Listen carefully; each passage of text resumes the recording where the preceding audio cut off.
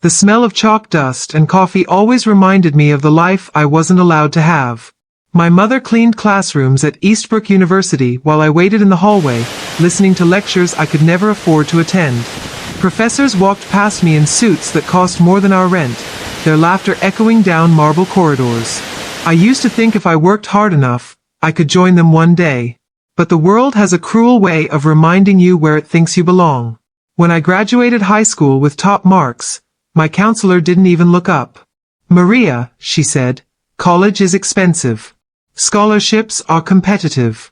Maybe look for something practical, like housekeeping." The words burned, but I nodded. That's what poor girls do. We nod. We survive. That night, I promised myself I'd still try. I filled out every scholarship form I could find, sometimes on public library computers that barely worked. Weeks passed. Rejections came like clockwork. "We regret to inform you," became a rhythm I knew by heart. Until one morning, a plain envelope changed everything. It was from Eastbrook, the same university where my mother cleaned floors. Inside, a partial scholarship. Not enough to cover everything, but enough to start. I cried on the kitchen floor. Mom hugged me so tight I could barely breathe. "You'll walk where I clean," she whispered. "You'll make them say your name." I thought that would be the hardest part. I was wrong. Because the halls that once inspired me became battlefields the moment I arrived. Speech balloon ready for part 2?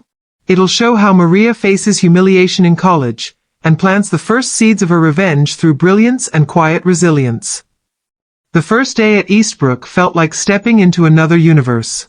Everywhere I looked, I saw polished confidence, designer bags, glossy laptops, laughter that came from people who'd never worried about bus fare. And then there was me, walking across the courtyard in thrift store shoes with a backpack that still smelled faintly of bleach from my mom's cleaning job. I tried to blend in. I smiled at classmates, offered notes, volunteered for study groups. But people notice poverty, it clings to you like static. In Economics 101, the professor asked who could afford the optional data lab subscription. Hands shot up. Mine didn't. A girl in the next row glanced at me and whispered, "Oh, she's one of the scholarship cases." The words weren't cruel in tone, but they landed like a bruise. That night, I worked an overnight shift at a cafe near campus, scrubbing espresso machines while my classmates slept. Between orders, I studied. Every tip went toward textbooks and internet access. My fingers were blistered, my eyes red, but I refused to quit. Still, the humiliation kept finding me. One afternoon, during a group presentation, a boy named Jared laughed when I stumbled over a slide. "Maybe you should stick to cleaning," he said under his breath. The class laughed. Even the professor didn't intervene. I wanted to disappear. Instead, I memorized his name. That night, I sat in the library long after closing, staring at my notes. My reflection in the darkened window looked exhausted, beaten. Then I remembered something my mother used to say when the world felt unfair. When they laugh at you, don't cry, build. So I built. I learned to code small data models using free trials and open source tools. I began designing algorithms that could predict economic behavior faster than the overpriced software the department used. By the end of the semester, my model was outperforming theirs.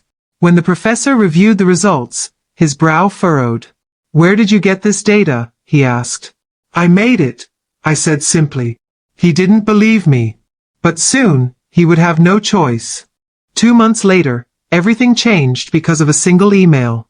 I was at my shift at the cafe, half asleep behind the counter, when I got a notification, "Eastbrook Data Innovation Fair, finalists announced." I clicked it without expecting anything. Then my name appeared. Maria Santos, Predictive Behavioral Algorithm for Local Market Response. I almost dropped my phone.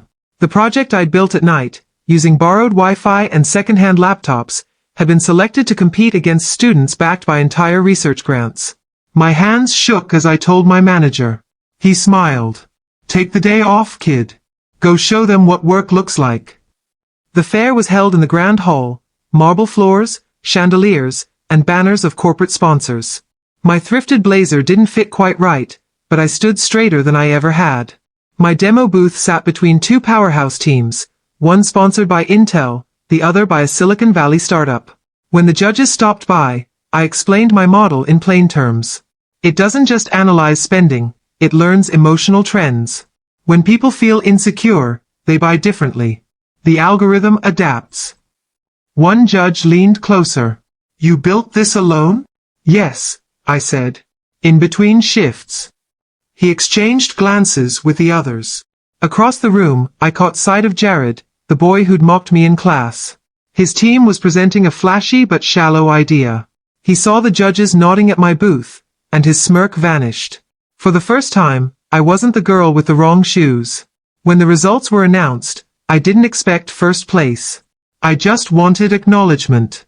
But when they read my name as the winner, my knees almost gave out. Applause filled the hall, hesitant at first, then genuine. The same professor who once ignored Jared's insults shook my hand. "Remarkable work, Miss Santos. You've done what most funded teams couldn't." The next day, I was called to the dean's office. My stomach twisted. I thought maybe there was a mistake. But when I entered, the dean was smiling. "Maria, your algorithm caught the attention of a few sponsors. They'd like to fund you for research and development, full scholarship, housing, and a small stipend." My throat tightened. "Are you serious?" He nodded. "You've earned it. Eastbrook is proud to have you." When I stepped outside, sunlight hit the campus buildings in a way I hadn't noticed before. For the first time, I wasn't surviving. I was becoming something bigger, something unstoppable. And I couldn't wait for the ones who'd laughed to realize it. 3 years later, the same hallways that once felt like battlegrounds now echoed with the sound of my heels instead of my fears. The janitor's daughter. The scholarship girl. The maid's kid. That's what they used to whisper. Now they called me Professor Santos, youngest in Eastbrook University's economics department history. Sometimes I still caught students staring, whispering as I passed. But it wasn't ridicule anymore. It was recognition, respect, maybe even awe. My classes were always full. My research, the same algorithm I'd once coded in a backroom cafe, had been published in international journals and cited by firms around the world. I even had my own grant team. A team that included interns who reminded me of myself. I never planned to stay at Eastbrook, but something about teaching here felt poetic. Every lecture I gave was a quiet rebellion against every no I'd ever received. One afternoon, as I finished a seminar on behavioral finance, I heard a knock on my office door. I turned, and froze. Jared. The same classmate who once told me to stick to cleaning. He looked older, tired, and humble. "Professor Santos?" he asked softly. "You probably don't remember me." "Oh, I remember you," I said, leaning back in my chair. He nodded, embarrassed. "I'm applying for the graduate program. They said you're one of the reviewers for scholarship candidates. I just wanted to say hi." For a moment, I studied him, the man who'd once laughed when I stumbled on a slide. Now, his voice trembled in front of me. "Why economics?" I asked. "I realized too late how much I didn't know," he said. "And how much I underestimated people." I smiled faintly. "Well, I'm glad you're learning." He exhaled, relieved, and turned to go. "Jared," I said before he left. "When I said, enjoy your degree, all those years ago, I didn't think it would take this long." He laughed awkwardly, rubbing the back of his neck. "Guess I had to learn the hard way." "Most people do," I said. When he left, I looked out the window, the same view I used to stare at when I dreamed of belonging. Now it belonged to me. Later that semester, Eastbrook hosted a reunion event for alumni and sponsors.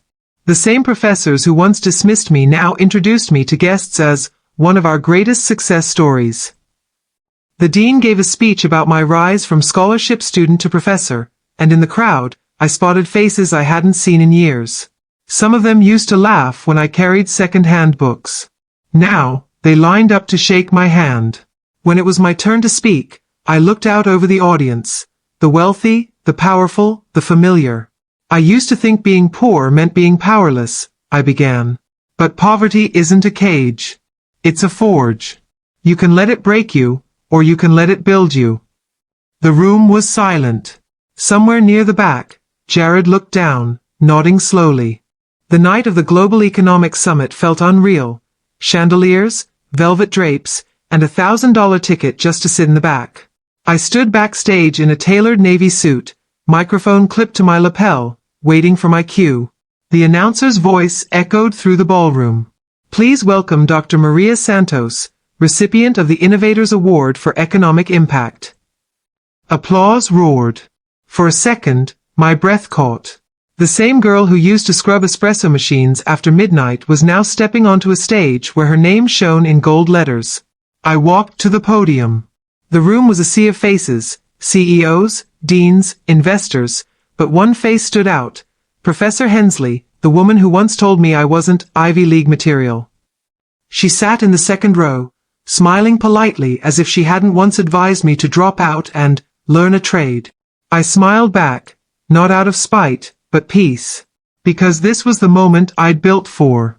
3 years ago, I taught my first class in the same university where my mother cleaned floors. I thought success meant escaping where I came from. But I was wrong. Success is when you stand in the same place they once tried to bury you, and bloom anyway. A few gasps. A few nods.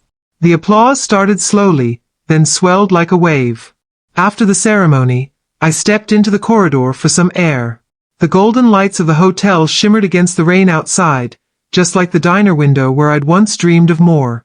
That's when I heard her voice behind me. Maria, Professor Hensley said softly. You proved me wrong. I turned. No, I said gently. You gave me something to prove. She smiled, humbled. You're remarkable. Truly. I nodded. Just a girl with the wrong shoes, who learned to keep walking. Outside, a car pulled up. A sleek, black Rolls-Royce with the university's crest on the door. The driver opened it and gestured. Congratulations, Dr. Santos. As I sat inside, my reflection in the glass wasn't the janitor's daughter anymore. It was a woman who'd rewritten the definition of impossible. When the car passed the gates of Eastbrook University, I looked back one last time, at the halls that once made me feel small, the place that broke me just enough to rebuild me. Because in the end, they were right about one thing.